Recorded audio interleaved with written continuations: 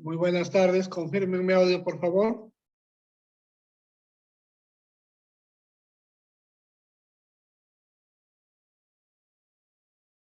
Sí se le escucha, doctor. Muy bien, muchas gracias. Buenas tardes, doctor.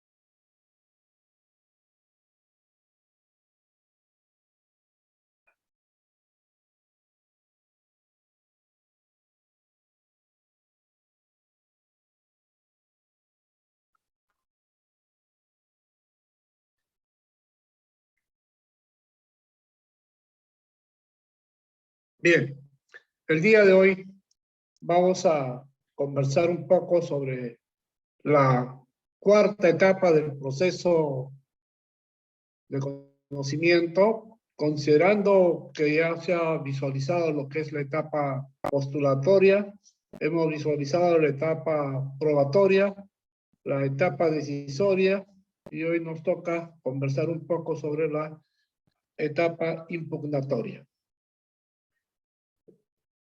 En esta etapa impugnatoria vamos a visualizar lo que son los medios impugnatorios. Y para conversar sobre los medios impugnatorios, tenemos que señalar o establecer que el juez o el magistrado, que puede ser que es un ser humano común y cualquiera, como cualquiera de nosotros, ¿no? Puede equivocarse o puede ser pasible de un error. Es un ser humano que, repito, puede cometer error o puede equivocarse en la decisión a tomar. Y cuando una resolución causa un perjuicio o un agravio a cualquiera de las partes, este tiene habilitado el derecho para interponer el medio impugnatorio que le da o le señala a la norma. En este caso, cuando la norma señala en el proceso de conocimiento, cuando se ha emitido una sentencia, el plazo para interponer el medio impugnatorio es de 10 días. Entonces, indistintamente el sujeto activo demandante o sujeto pasivo demandado, cuando no estuvieran conforme con la sentencia, están habilitados y tienen predispuesto el derecho para interponer el medio impugnatorio que la ley señala o la ley indica. Bien.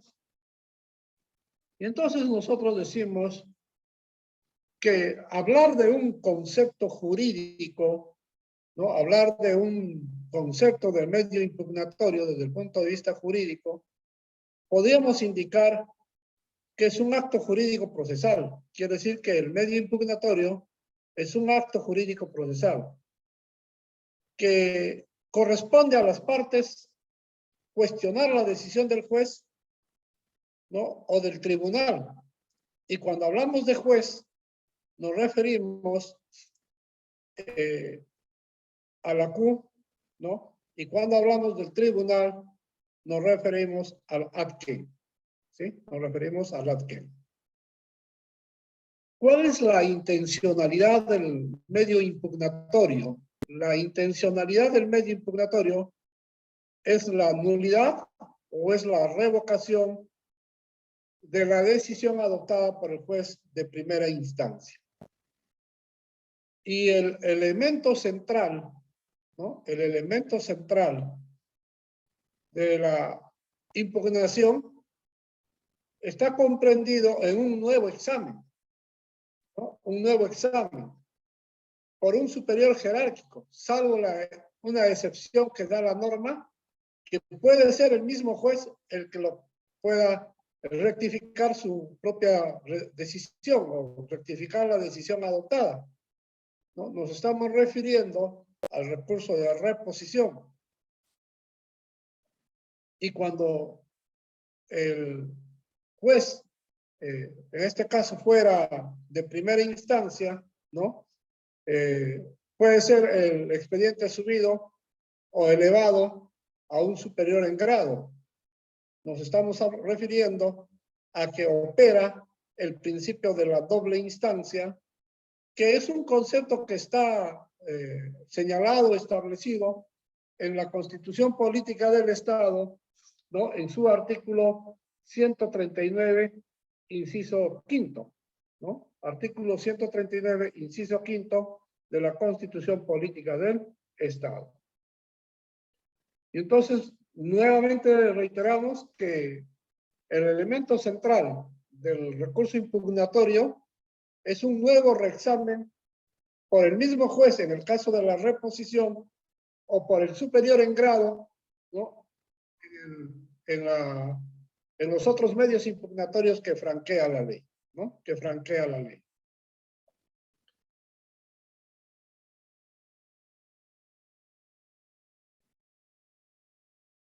Y entonces visualizamos este concepto, ¿no?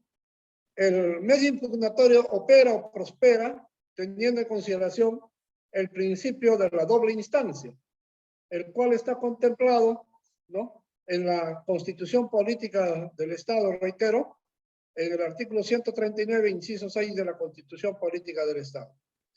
Pero también en el artículo 10º del título preliminar del Código Procesal Civil, que nos habla de la doble instancia.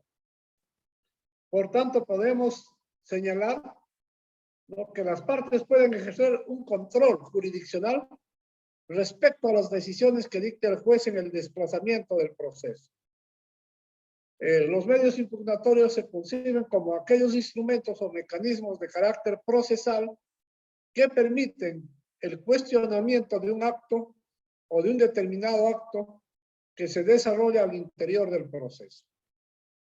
Entonces, no olvidar, jóvenes, que el concepto de medio impugnatorio es que las partes están habilitadas a hacer un sistema de control a las decisiones adoptadas por los jueces o el tribunal de revisión, ¿no? O por los jueces o el tribunal de revisión. Quiere decir, por el ACU o por el ADQUEN, ¿no? O por el ADQUEN.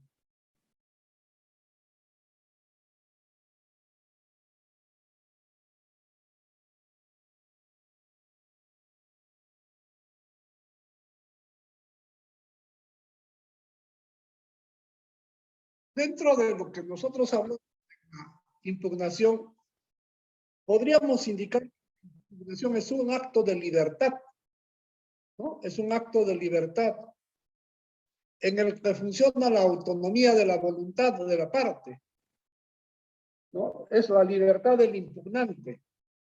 Quiere decir que son las partes las que, utilizando el principio dispositivo, pueden utilizar o no el medio impugnatorio que les da la ley.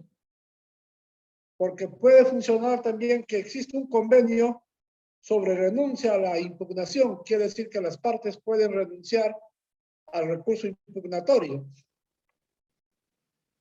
La impugnación es una garantía de la civilización, quiere decir de la sociedad, porque nadie puede obligar a impugnar a las partes del proceso, ¿no? Nadie puede obligar o constreñir a las partes a interponer el medio impugnatorio, ¿no? Entonces, está en la libertad de los sujetos procesales determinar si interponen el recurso impugnatorio o no, ¿no? Ellos deciden. El sujeto activo demandante, el sujeto pasivo demandado, deciden si interponen el recurso impugnatorio o no, ¿no?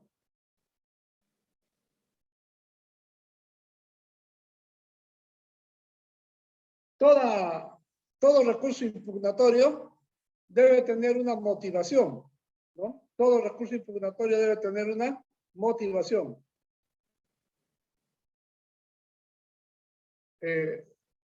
¿Con qué finalidad se debe de motivar el medio impugnatorio?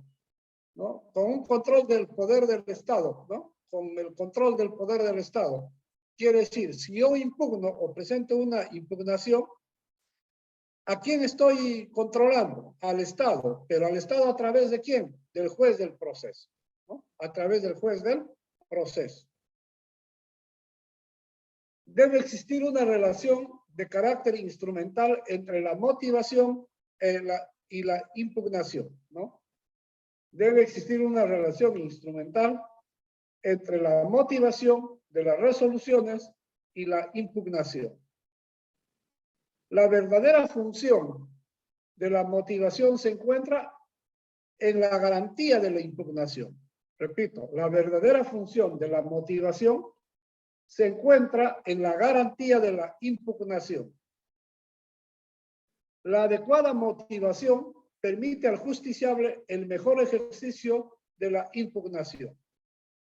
Y acá existe dos posibilidades que tiene que visualizarse. La primera posibilidad es que cuando el juez dicte la sentencia o el auto, estas resoluciones deben de ser debidamente motivadas, ¿no? Deben de ser debidamente motivadas. Y sobre la motivación de estas resoluciones, ¿no?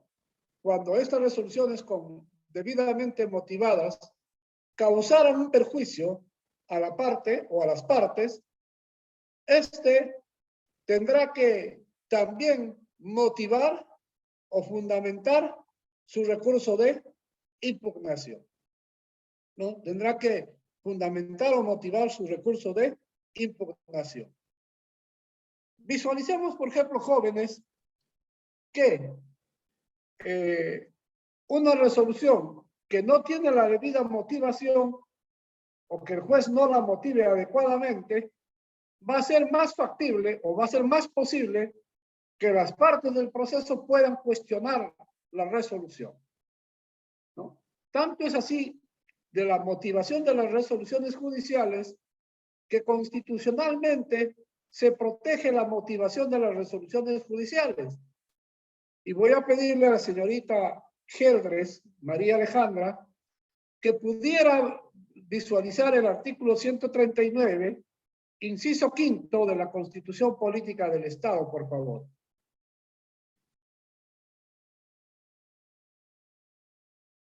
(139), inciso quinto, por favor.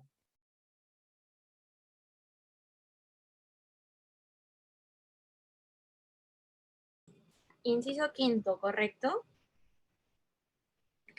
Sí, por favor, Geldres, señorita Geldres. Ya, gracias.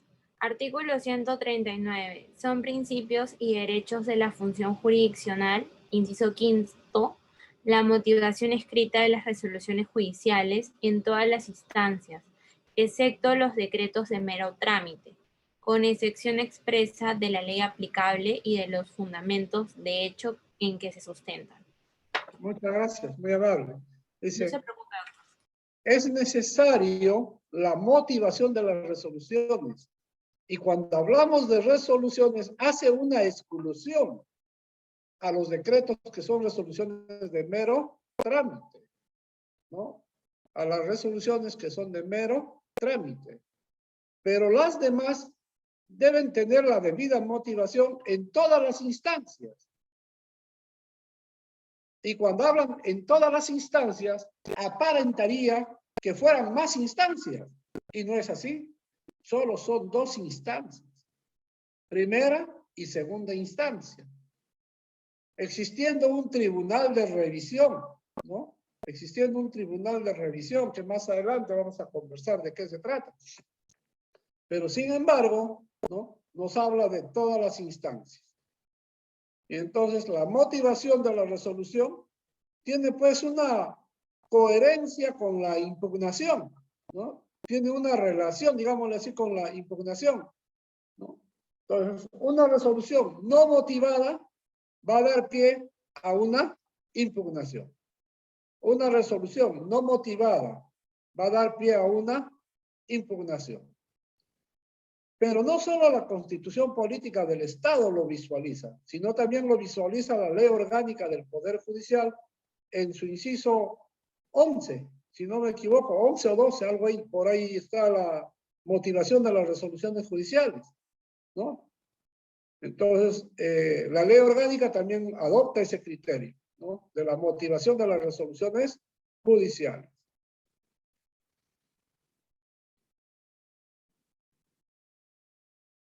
¿Qué debe generar una impugnación? El agravio, ¿no? ¿Qué genera una impugnación? El agravio, ¿no? Y cuando una resolución genera agravio, ¿no? Para que esta resolución que ha generado agravio sea pasible de impugnación, tenemos que visualizar previamente los requisitos de procedencia del recurso que se va a interponer. Debe fundamentarse su pedido, precisando el agravio, ¿no? El sujeto activo, el sujeto pasivo, debe fundamentar su pedido precisando cuál es el agravio que le está causando la resolución, ¿no? ¿Cuál es el agravio que le está causando la resolución? Y el agravio nosotros podemos considerar que es el perjuicio que padece la parte por una resolución desfavorable, ¿no? Por una resolución desfavorable. Y debe existir una relación del agravio con el error judicial, ¿no? Debe existir una relación del agravio con el error judicial. Y entonces debe quedar claro, jóvenes, que para que puedas tú interponer un medio impugnatorio, la resolución te debe causar agravio, ¿no? La resolución te debe causar un agravio.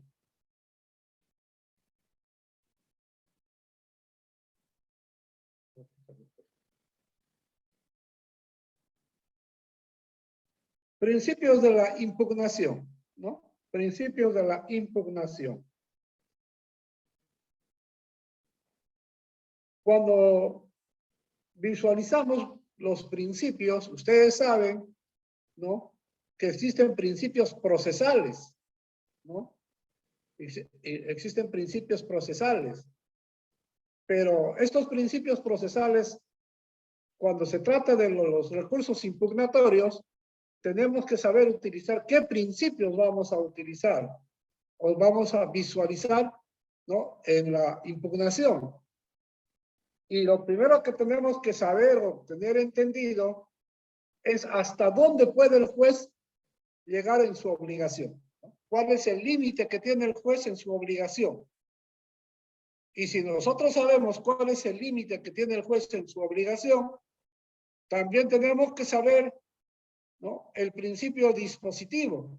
Quiere decir, hasta dónde o cuándo las partes pueden utilizar su principio dispositivo.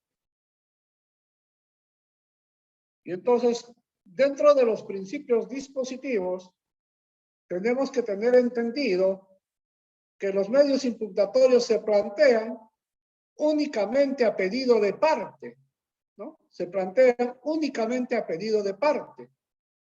Quiere decir que el juez, ¿no? Quiere decir que el juez no puede obligar a la parte a plantear un medio impugnatorio. Tiene que ser por decisión propia, ¿no? Tiene que ser una decisión de carácter propio.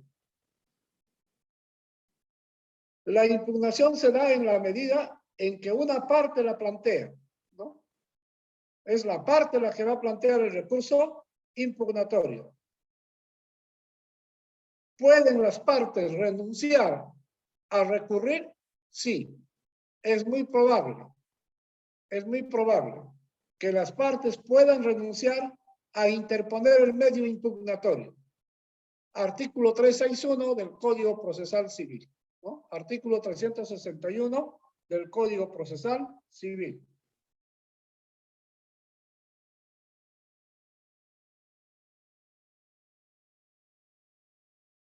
El juez de oficio no puede plantear que un superior revise su decisión, ¿no? El juez de oficio no puede plantear que un superior revise su decisión, ¿no? Revise su decisión.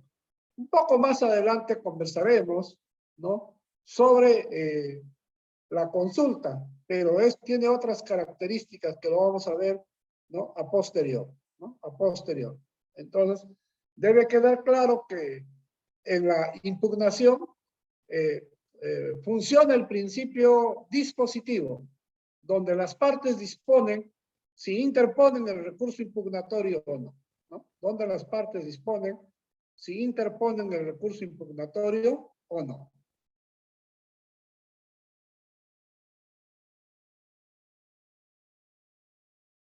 Otro principio que se debe utilizar es la congruencia procesal, ¿no? La congruencia procesal.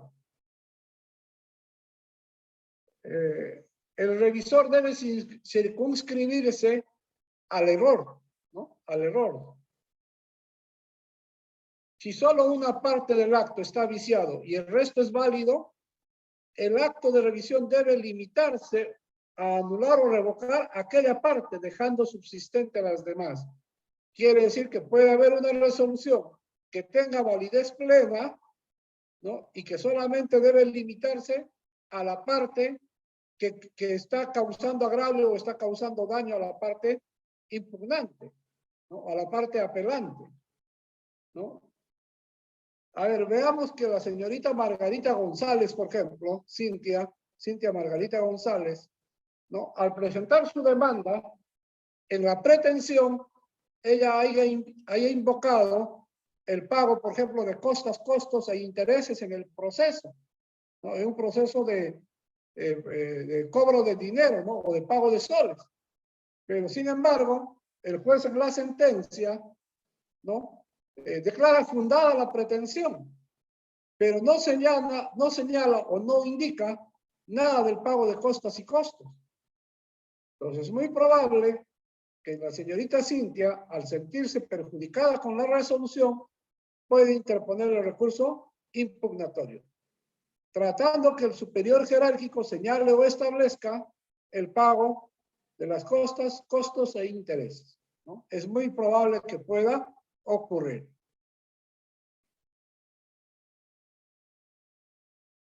Debe haber una coherencia entre lo pedido y lo resuelto, ¿no? Debe haber una coherencia entre lo pedido y lo resuelto.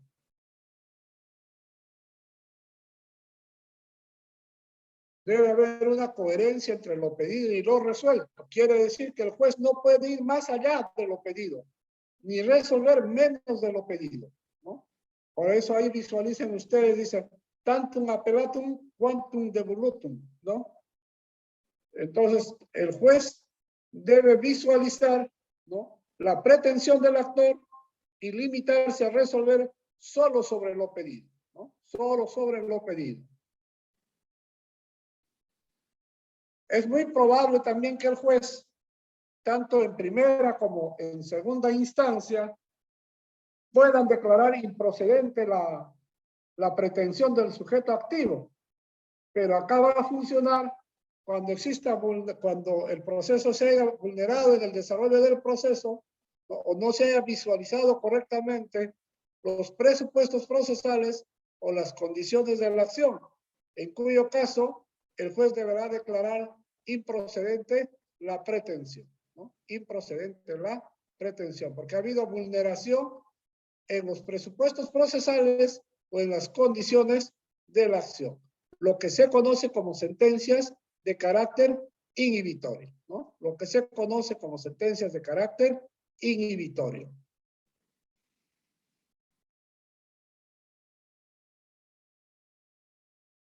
Pero el superior jerárquico puede resolver cuando hay vulneración del orden público o la norma es de carácter imperativo, ¿no? Puede hacerlo. Es muy probable que pueda ocurrir, ¿no? Cuando se pronuncia sobre algo que no se ha pedido en el proceso, ¿no? Se pronuncia sobre algo que no se ha pedido en el proceso, ¿no? Pero siempre y cuando exista una vulneración del orden público o de una norma de carácter imperativo, ¿no? O una norma de carácter imperativo.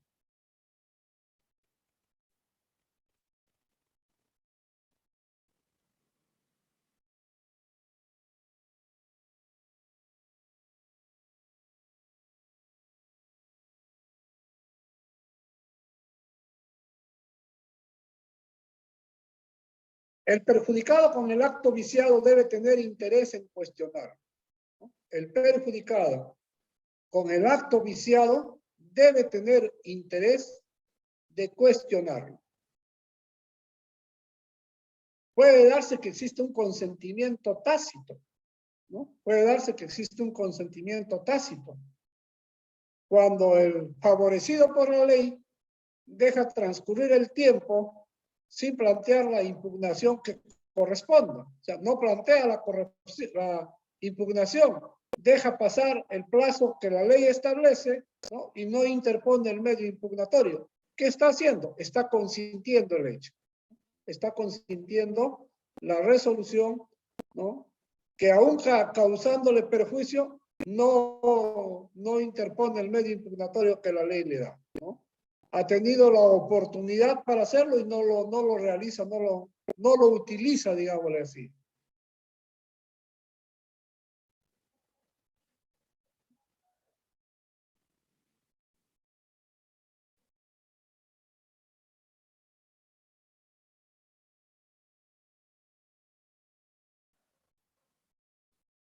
A ver, un alumno del aula que me pudiera leer el 366, por favor, del Código Procesal Civil.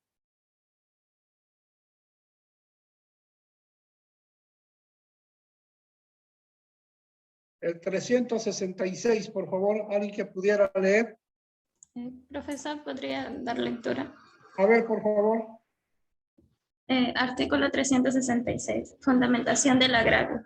El que interpone apelación debe fundamentarla indicando el error de hecho o de derecho incurrido en la resolución, precisando la naturaleza del agravio y sustentando su pretensión impugnatoria.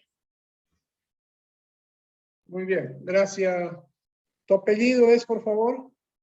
Guarote y ataco, profesor. Guarote y ataco. Muy bien. Y entonces dice, debe sustentarse. ¿Cuál es el agravio? ¿Cuál es el error de hecho o de derecho? ¿No? Para tener ese interés de interponer el medio impugnatorio.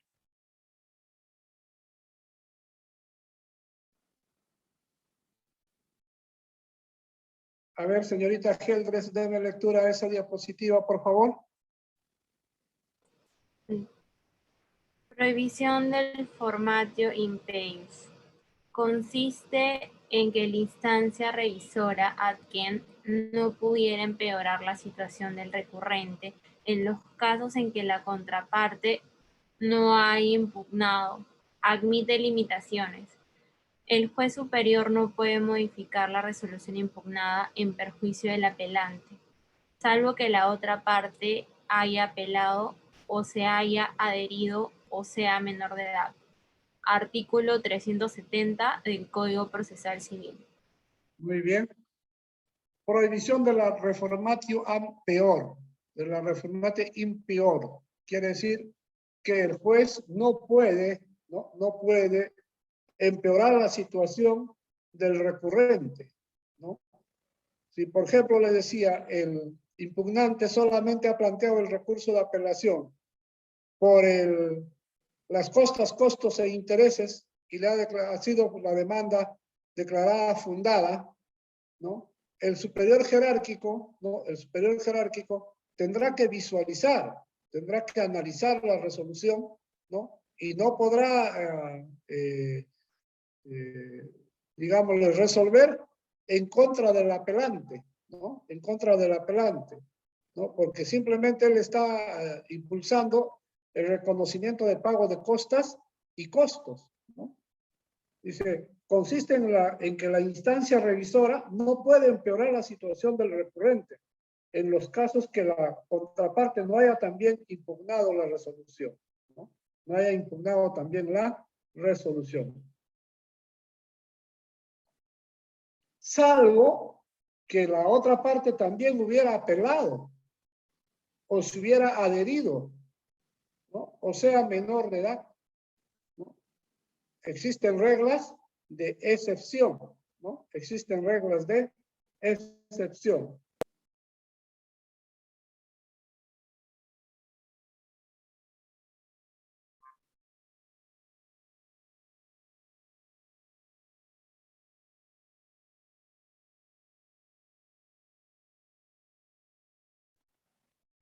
Un minutito, voy a traer mi listado, por favor, un minutito.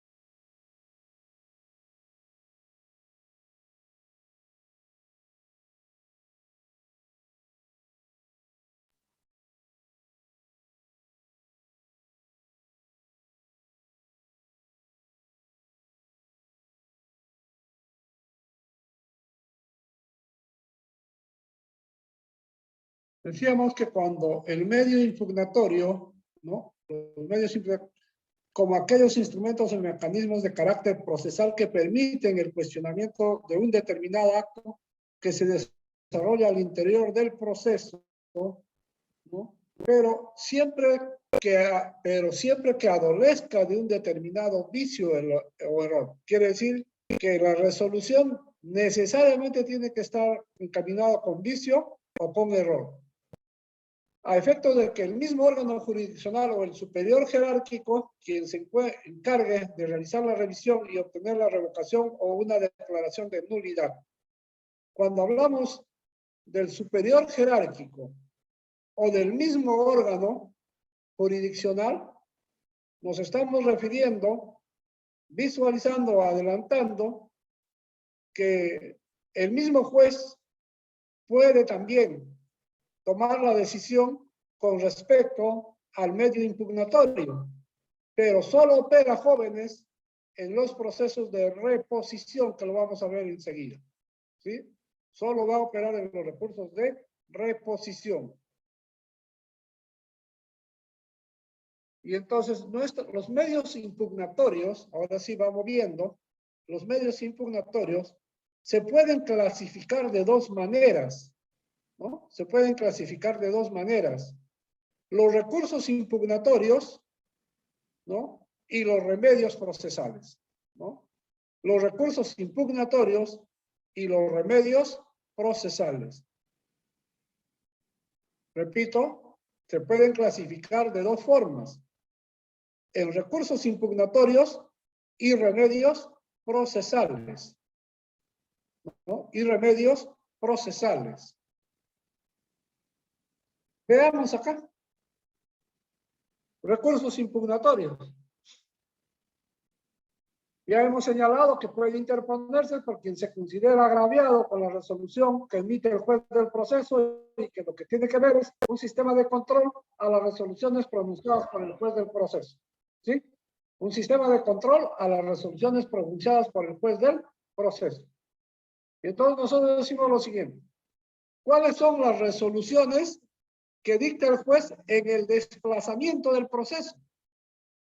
A ver, alguien en el aula que me diga cuáles son las resoluciones que dicta el juez en el desplazamiento del proceso. Los decretos, autos y sentencias, doctor. Muy bien. Quispe Díaz, Alexander. Sí. Cierto.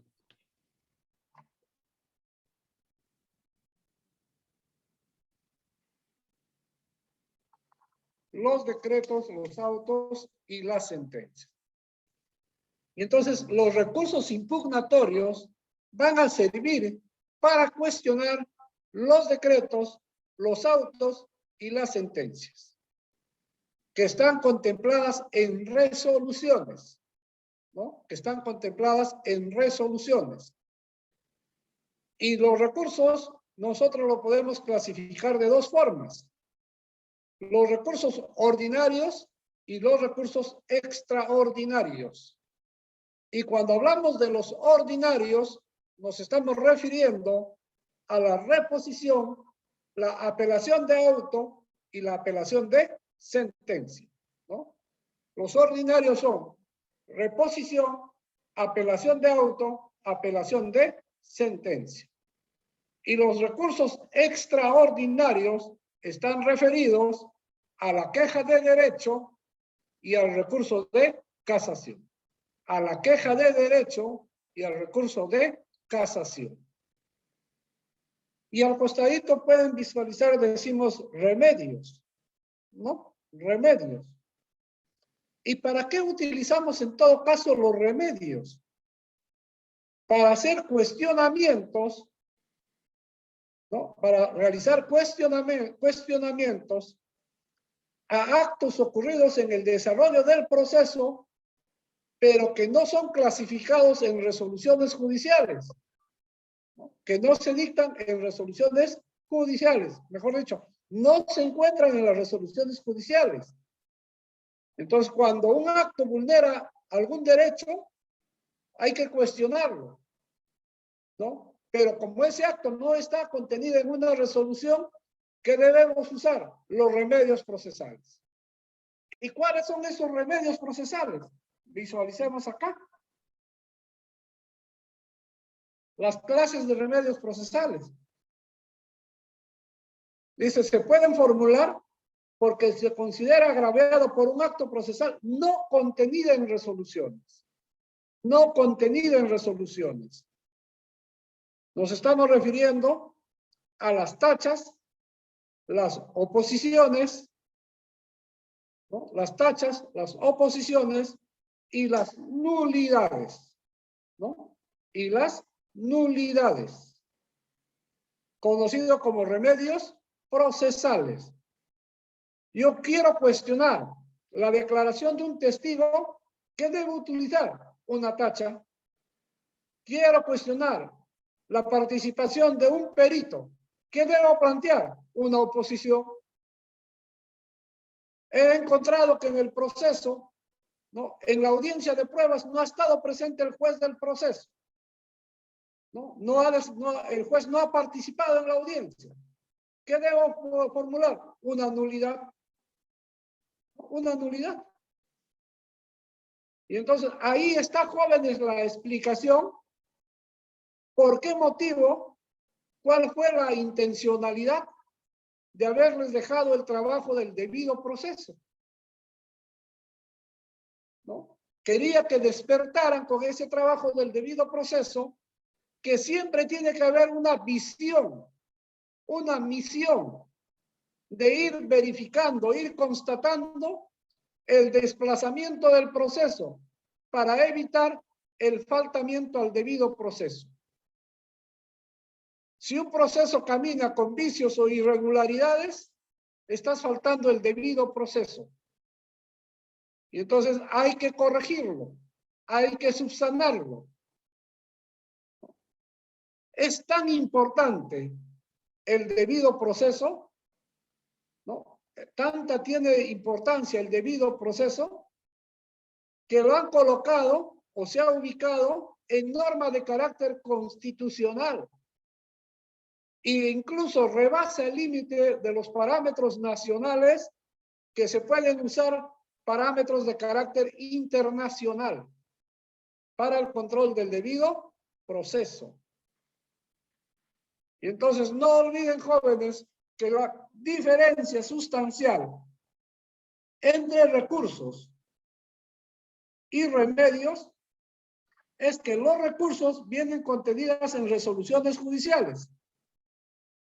Mejor dicho, utilizas los recursos para cuestionar resoluciones judiciales en actos contenidos en resoluciones judiciales. Mientras que los remedios, ¿no?, van a permitir cuestionar actos procesales que están contenidas no en resoluciones, no contenidas en resoluciones.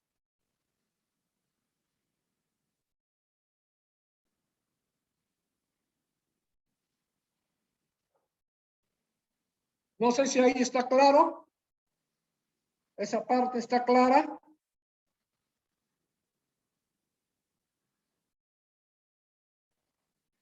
Bien.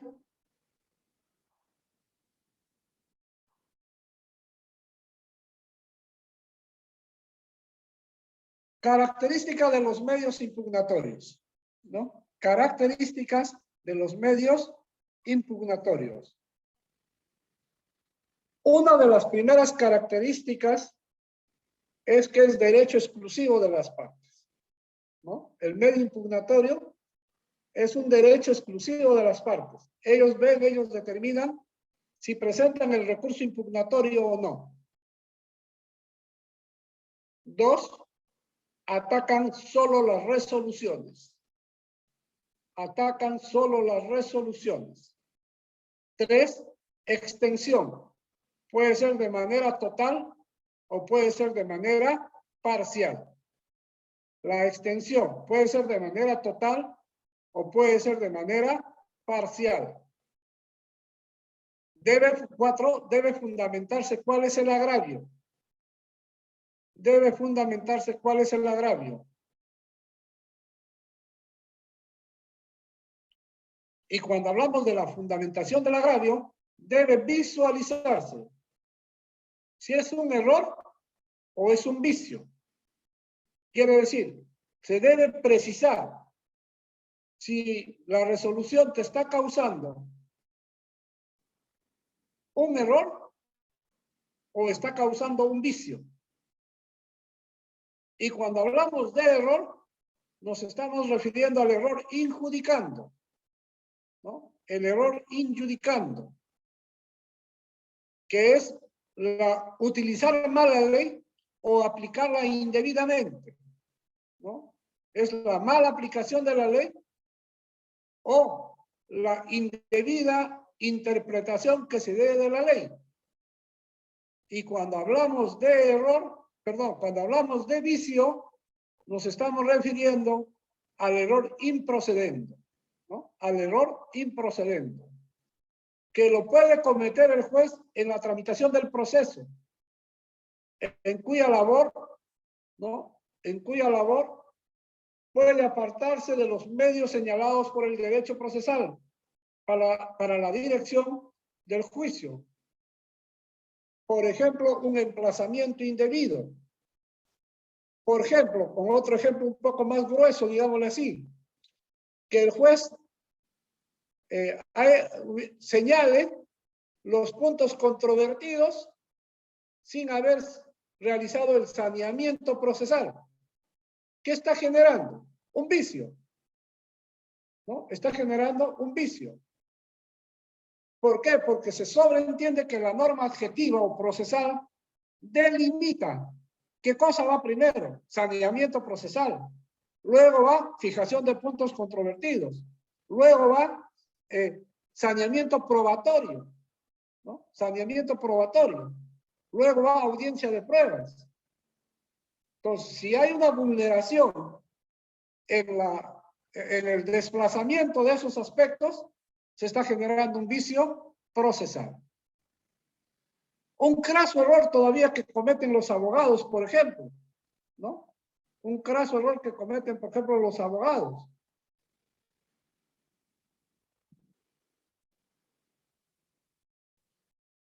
No visualizan el debido emplazamiento, ¿no? No visualizan el debido emplazamiento. Y cuando, por ejemplo, el demandante o el demandado cambian de abogado y ponen al abogado, por ejemplo, Alexander Alfredo Quispe Díaz, ¿no? Cambian de abogado y lo ponen a Alexander como nuevo abogado. Alexander, que es un poco, digámosle así, minucioso, acucioso, encuentra que no ha habido un correcto emplazamiento. No se ha llevado a cabo un debido emplazamiento. O se ha emplazado indebidamente en una dirección que no corresponde. ¿Qué le está dando? ¿Qué alternativa le está dando Alfredo? Está encontrando que hay un vicio en el proceso. Y que incluso desde el Tribunal de Revisión, Corte Suprema, el proceso se puede caer hasta acto de emplazamiento. ¿Cuánto demora el proceso? 4 años. Después de 4 años empieza prácticamente de fojas 0. ¿Por qué? Por no ser minucioso, por no ser acucioso, por no ser estudioso en el campo que te estás desenvolviendo. Y entonces esta característica de la fundamentación del agravio es indispensable que uno indique al juez cuál es el error de la resolución. Señor magistrado, el error de la resolución es un vicio por este motivo. Señor magistrado, el error es injudicando. ¿Por qué? Porque usted no ha aplicado o ha aplicado indebidamente la norma, ¿no? Ha señalado una norma que no corresponde al proceso. Entonces es un error es un error injudicando, ¿no? Entonces usted tiene que, un superior jerárquico tiene que enmendar la plana, ¿no? Entonces ahí, por ejemplo, ¿no? Se tiene que indicar y debe de expresarse cuál es el agravio, ¿no? ¿Cuál es el agravio que está causando la resolución? Y una quinta característica es la finalidad. ¿Qué busco con el medio impugnatorio? Busco 2 aspectos: anular o revocar la resolución. Anular o revocar la resolución.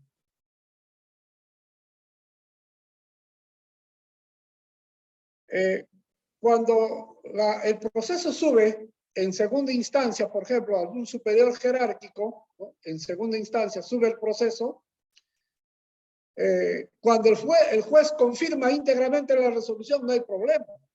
No hay problema, está confirmando íntegramente. Está de acuerdo con lo que ha hecho el ACU, ¿no? El adquén está de acuerdo con lo que ha hecho el ACU, ¿no? El juez superior está de acuerdo con lo que ha hecho el juez inferior.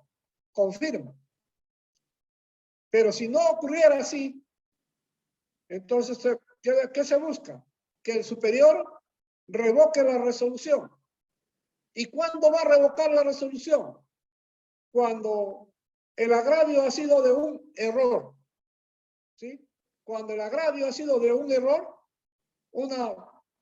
utilizar mal la ley o aplicarla indebidamente, ¿no?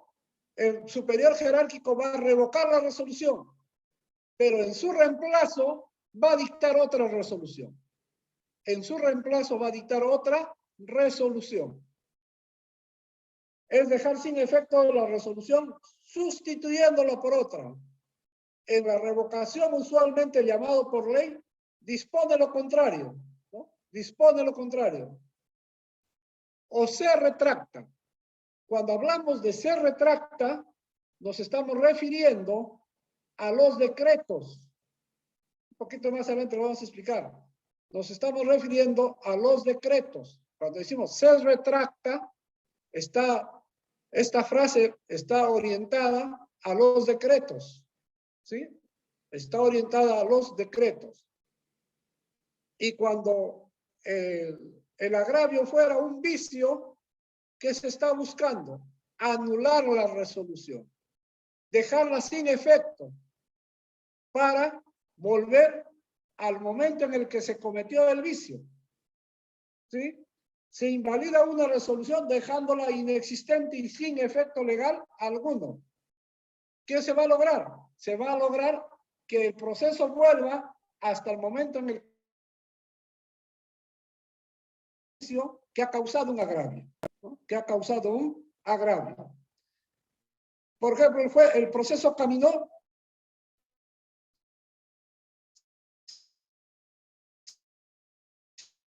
que se haya llevado a cabo el saneamiento procesal.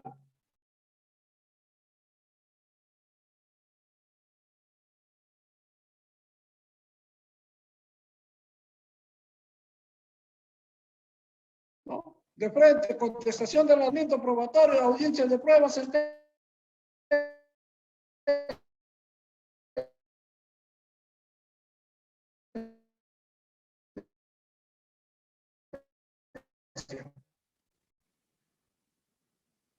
¿Y qué pasó? Saneamiento procesal.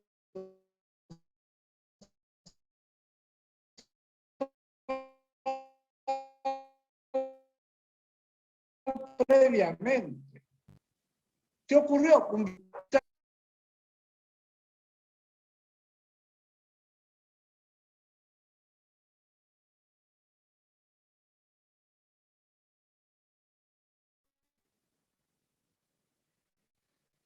Si me están siguiendo con la clase, Doctor, su internet está fallando porque se le escucha entrecortado.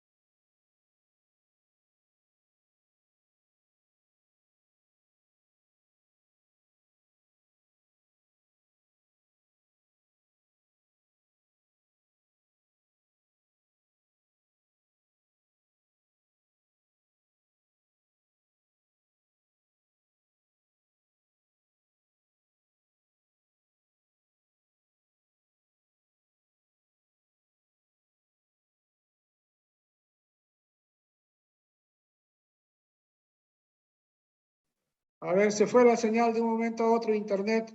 Confírmenme la señal si me están oyendo, por favor. Ahora sí doctor, se sí le lo escuchamos. escucha, doctor. Muy bien, es que se salió del sistema, no sé qué pasó ahí, ¿no? Parece que falla de internet. Me dejó sin alumnos por un momento, ¿no? Entonces ya yo estaba triste, ya estaba triste porque no los tenía a ustedes, ¿no? No sé si ya ustedes se han dado cuenta. Ahora ya no andan con su parche en la frente, ¿no? Ya no están con el parche de alumnos sin licenciamiento. Ahora ya somos licenciados, ¿no? Pertenecemos a una universidad licenciada, ¿no? Es un prestigio para la universidad haberlo conseguido, ¿no? Con la cantidad de exigencias que nos ha impuesto SUNEDU, ¿no? Pero se consiguió el objetivo, que es lo primordial. Entonces les decía, jóvenes, que cuando se visualiza, ¿no?, que hay un vicio en el proceso, ¿no?, lo puede hacer en la impugnación del recurso, utilizando el recurso de apelación, ¿no? Pero si el vicio, ¿no?, se ha llevado a cabo, por ejemplo, en el momento de que no se ha saneado el proceso y el proceso ha continuado con puntos controvertidos, saneamiento probatorio, audiencia de pruebas, sentencia, en el interior hay un vicio. ¿Qué remedio procesal debo de usar? ¿Quién me dice? De los tres indicados, ¿cuál de ellos?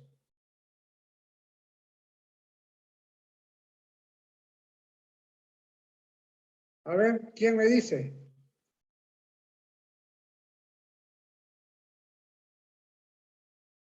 ¿Nadie se ha dado cuenta hasta ahora?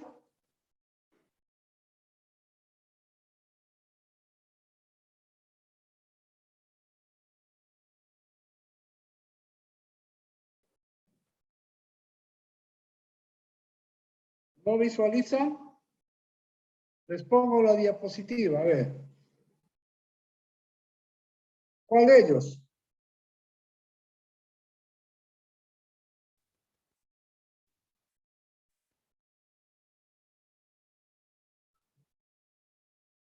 ¿Cuál de los tres?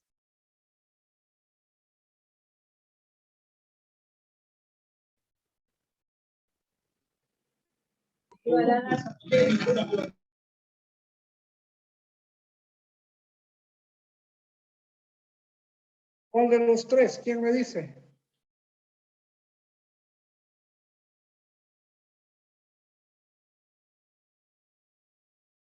Habíamos indicado, ¿El de oposición? habíamos indicado que la oposición solo está permitido a los medios probatorios. Son 3 medios probatorios en los cuales uno se puede oponer. La tacha para los otros 2 medios probatorios. ¿Cuál sería en todo caso? Nulidad. Nulidad, pues, la nulidad, por descarte, la nulidad. Si yo utilizo los remedios procesales para cuestionar, la tacha me va a permitir cuestionar documentos y testigos. La oposición, pericia, inspección judicial y declaración de parte, o exhibición de documentos. Y la nulidad me va a permitir cuestionar cuando hay faltamiento al debido proceso.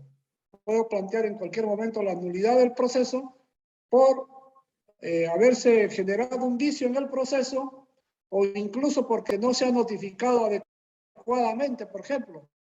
Se ha notificado en un domicilio que es 696 cuando debería ser 669. ¿No? Entonces ahí hay un acto de nulidad. Debe usar un remedio procesal. ¿Por qué? Porque el acto de la indebida notificación no está considerada en una resolución. No está considerada en una resolución, sino en un acto procesal. ¿No? ¿Y cuál es ese acto procesal? La notificación no se ha realizado correctamente.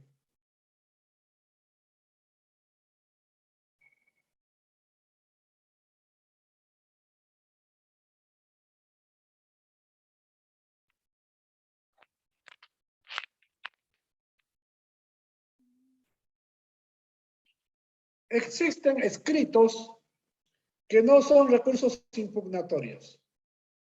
Existen escritos que no son recursos impugnatorios. ¿Cuáles son esos escritos? La aclaración, la corrección y la consulta. La aclaración, la corrección y la consulta. El juez se ha equivocado en la sentencia, necesito que haga una aclaración. El juez se ha equivocado en la sentencia, necesito que haga una corrección. Últimamente, muchos están utilizando esta corrección por el sistema de copia y pega. ¿Sí? Copian una resolución y va con todos los datos del otro proceso, ¿no? O se ha pasado que han cambiado al demandante al demandado y ponen a otros, ¿no? Pero es el mismo número de proceso, solo cambiado de sujeto activo y sujeto pasivo, porque han hecho un copia y pega y se les ha ido, pues. Entonces, ¿qué deben utilizar? La corrección de la resolución, ¿no? La corrección de la resolución. La aclaración de la resolución es cuando existen conceptos oscuros o dudosos, ¿no? Y la consulta tiene una tramitación de carácter peculiar que lo vamos a ver con más detalle más adelante.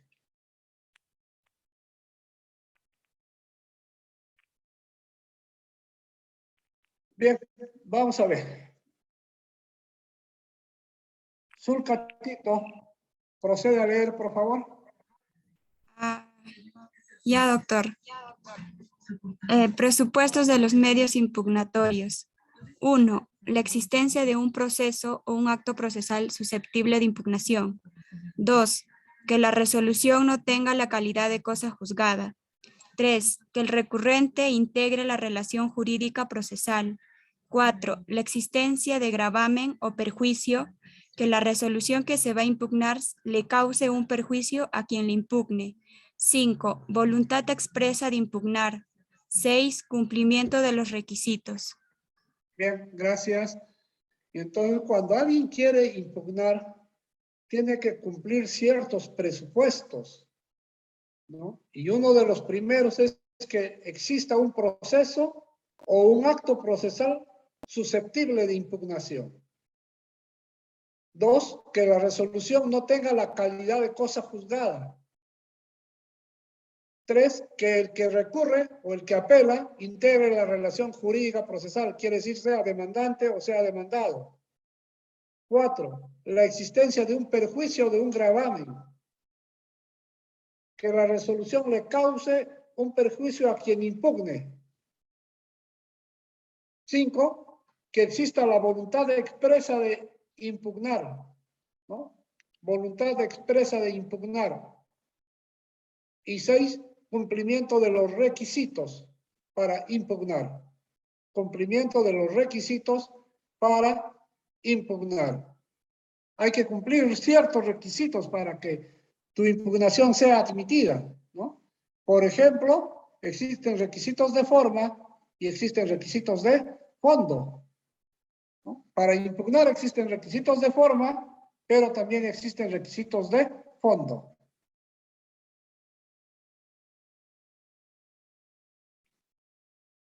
Y acá va el primer recurso impugnatorio. La reposición. La reposición. González, Margarita, lee por favor. Sí, doctor. A ver, dice, el recurso de reposición es aquel medio impugnatorio dirigido contra una resolución de mero trámite, decretos, con el objeto de lograr que sea modificada o revocada por el mismo órgano jurisdiccional que la admite o que conoce de la instancia en que aquella tuvo lugar. Los decretos son expedidos por el auxiliar jurisdiccional y serán suscritos con su firma completa, salvo aquellas que se expidan por el juez dentro de las audiencias. Muy bien. Entonces, el recurso de reposición solo lo vamos a poder utilizar contra los decretos. Entiendan, jóvenes, por favor. Los recursos de reposición solo están destinados a cuestionar los decretos. Hay un decreto que causa agravio. ¿Qué medio impugnatorio debe usar? Solo la reposición. Solo la reposición. Estamos hablando de los decretos. ¿El decreto es una resolución? Sí. ¿Puede causar agravio? Sí. ¿Qué medio impugnatorio debe utilizar? La reposición. Solo ella, no hay otra. Solo ella, no hay otra. ¿Quién emite los decretos? Lo puede emitir el auxiliar jurisdiccional en el 90% del desplazamiento del proceso y un pequeño margen, digámoslo así, del 10% que lo puede dictar el juez en el desarrollo de una audiencia. ¿Sí? En el desarrollo de una audiencia. Entonces, la generalidad de los decretos los realiza o los dicta el auxiliar jurisdiccional y en una mínima proporción lo dicta el juez en el desarrollo de una audiencia. Cuando se presenta la reposición, el plazo que se tiene para interponer es de 3 días. 3 días para interponer el recurso de reposición, desde tomado el conocimiento del vicio del agravio que está causando esa resolución. 3 días para interponerlo. Y 3 días para absolverlo. Quiere decir, si alguien plantea un recurso de reposición, debe correr el traslado a la otra parte del proceso, para que la otra parte del proceso absuelva el recurso de reposición. El plazo para absolver también es de 3 días. Quiere decir, 3 para interponer, 3 para absolver. Pero si el decreto se dicta en el desarrollo de una audiencia, en esa audiencia se interpusiera el recurso de reposición, el juez no le queda otro camino que correr traslado a la otra parte del proceso. La otra parte del proceso puede absolver o no, pero el juez debe resolver. El juez debe de resolver. Con la absolución o no de la otra parte o en su rebeldía, el juez debe de resolver. Debe de resolver el recurso de reposición. Debe quedar también clarificado, jóvenes, que la resolución que resuelve la reposición tiene un carácter de inimpugnable. La resolución que resuelve el recurso de reposición tiene un carácter de inimpugnable. Quiere decir que no es materia de impugnación.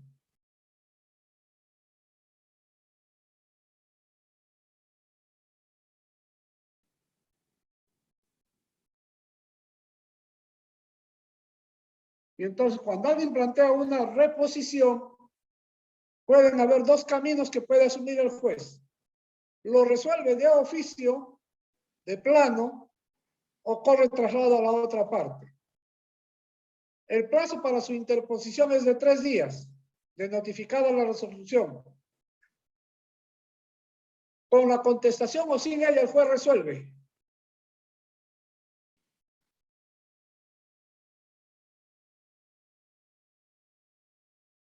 Si el juez advierte que es inadmisible o es improcedente, debe declararlo de plano.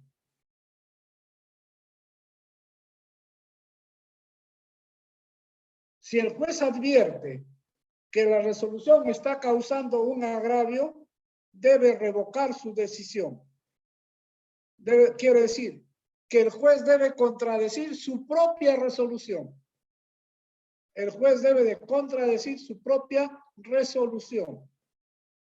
Revoca. Y al revocar, sustituye por otra. Sustituye por otra. Cambia por otra. Si se plantea en la audiencia, se corre traslado para que conteste. Conteste o no, el juez debe de resolver. ¿Con qué resuelve? Con un auto. El auto debe ser debidamente motivado. Y esa motivación de ese auto con el cual se está resolviendo el recurso de reposición tiene el carácter de inimpugnable. No es pasible de impugnación. No es pasible de impugnación.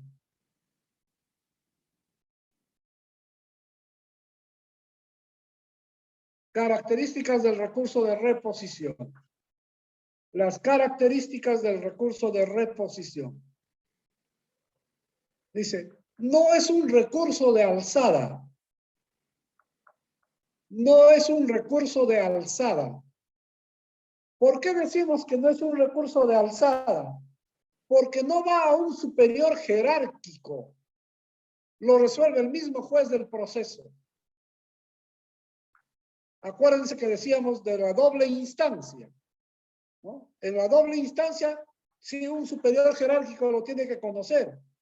En el recurso de reposición, ¿no? El mismo juez que conoce el proceso, él mismo tiene que resolverlo. Quiere decir que tiene que contradecir su propia resolución, ¿no?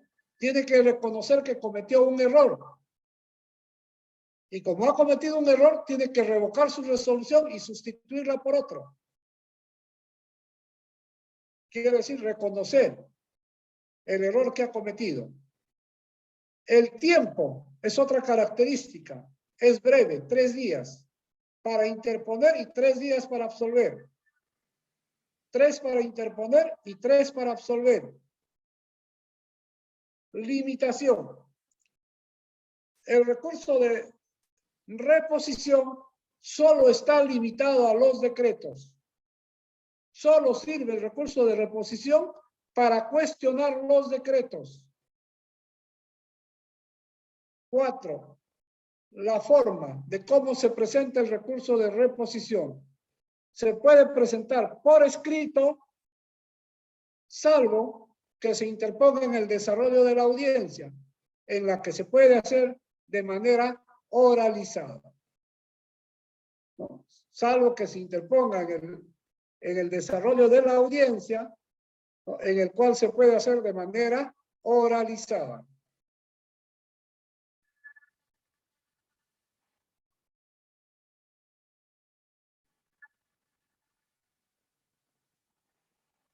Hasta acá, jóvenes, por hoy.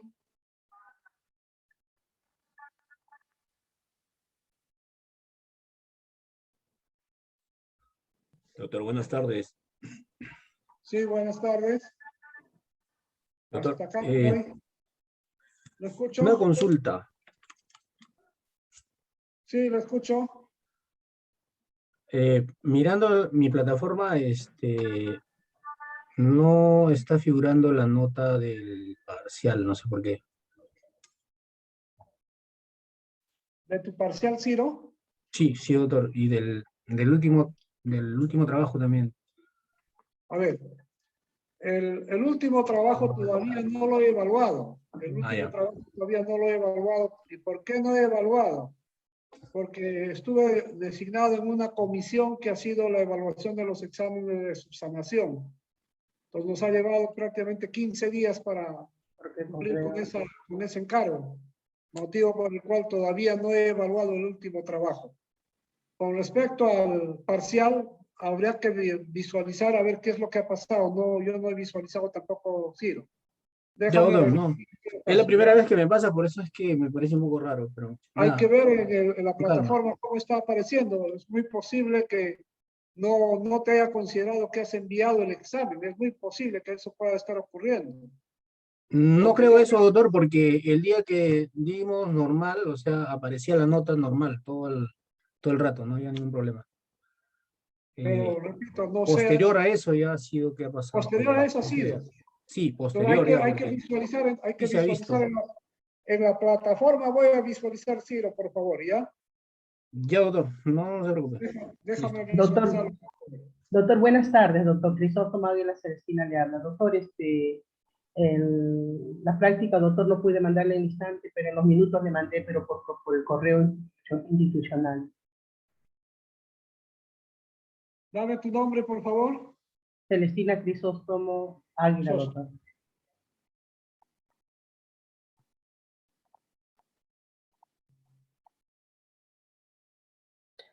Doctor, buenas noches. Sí. De igual manera, yo también le envié el trabajo a su correo en la clase anterior. Usted dijo que iba a considerar a los que estaban presentes. 15 días, ¿no?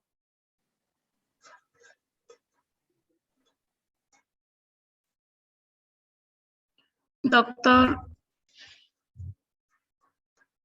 Sí. persona también le he enviado a su correo porque tenía problemas de conexión y le había dicho al delegado que le avise y él me dijo que le mande a su correo y le he mandado ahí. Pero sí está presente en la clase. Ya, Sí, doctor. yo Sí, doctor Moreno, buenas noches, Rudy lo saluda, doctor, hay compañeros que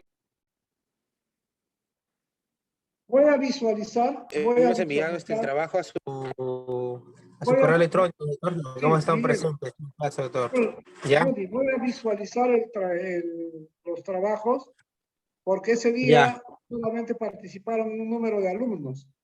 Sí, eran 36 aulas. 36 alumnos, claro. Sí, Entonces, doctor. creo que estos 3 que me acaban de indicar no deben estar dentro de los 36 y voy a visualizarlo. Repito, todavía no lo he podido corregir ese trabajo precisamente porque, como les expreso, he estado ocupado en una comisión de trabajo que nos ha llevado 15 días de esfuerzo, ¿no? Para cumplir con los alumnos que han rendido el examen de subsanación. Son alumnos que han terminado la carrera y había que evaluarlos de manera muy especial y excepcional. Entonces nos ha llevado casi 15 días porque no es solo una materia, sino son 14 materias en las que se ha evaluado a los alumnos de diferentes cursos. Entonces organizar un examen para cada alumno es un poco complicado, pero hemos logrado con el objetivo. Entonces cuando revise los trabajos, ahí voy a tener en consideración los nombres que me están indicando. ¿Ya? Y en el caso de Ciro Herencia, voy a ver qué ha pasado con su parcial. Sí, doctor, justo me comentó. Ya, doctor, gracias. A ver, ahora sí levanten sus manitos de manera acelerada. A ver, empezamos por Alejandra Gelgres, por Alexander Díaz. A ver, vamos a ver, Ciro Herencia, que no veo su manito. Ahora sí recién lo veo. A ver, ¿quién falta? A ver, vamos viendo quiénes faltan. Carrillo, Alvarado, Pillaca, Vilcatoma, Carmona, Quispe, Adrián, Stephanie, Yamoca, Carrillo, prendan sus manitos, Villaca, Quintanilla debe ser, Carrillo, Yamoca, Vilcatoma, Carmona Flores, Lucero Altamirano, Quispe Saidi Tupac, Vilcatoma. Ahí faltan 1, 2, 3, 4, 5 alumnos, 6 alumnos que no prenden su manito. Carrillo, ¿está? Yanina, Doctor, Janet. sí, doctor, buenas noches, sí, Muy presente. bien. Carla, Adrián Quispe. Dice, 35 participantes levantaron la mano. Quiere decir que hay varios que no han levantado todavía. Carmona Flores, 36 ahora. Carmona Flores, Vilcatoma, Yamoca,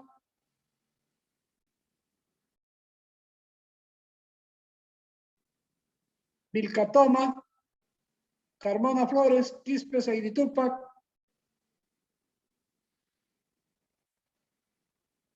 Bien, jóvenes, nos estamos viendo la clase siguiente, que es el día jueves. Hasta el día jueves con todos, cuídense por favor. Muy buenas noches con todos. Doctor, disculpe, Hernández de Villabanca, Víctor. Sí, ya te vi, Víctor, ya te vi. Sí, doctor, disculpe, sí, ya tenía problemas de conexión, pero sí logré enviar a su correo el trabajo, por favor, ahí si me puede considerar. Vamos a ver, Víctor, vamos a... Doctor, buenas tardes, Cabrera Doctor, Gavilán gracias. Hillary, no vio mi mano, creo. Cabrera Gavilán, sí estoy viendo Hillary. Sí, Ya, sí, gracias. estoy viendo. 4 alumnos que no han levantado la mano, 4 alumnos que no han levantado la mano. Bien, hasta la próxima clase, muy buenas noches con todos. Buenas noches, doctor. Buenas noches.